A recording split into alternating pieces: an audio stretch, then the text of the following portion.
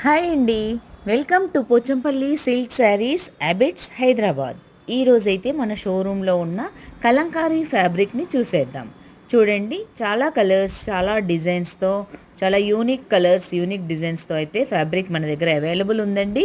వీటితో కుర్తీస్, బ్లౌజెస్కి అయితే చాలా బాగుంటుంది. జెంట్స్ కుర్తాస్ కూడా చాలా బాగుంటుందండి.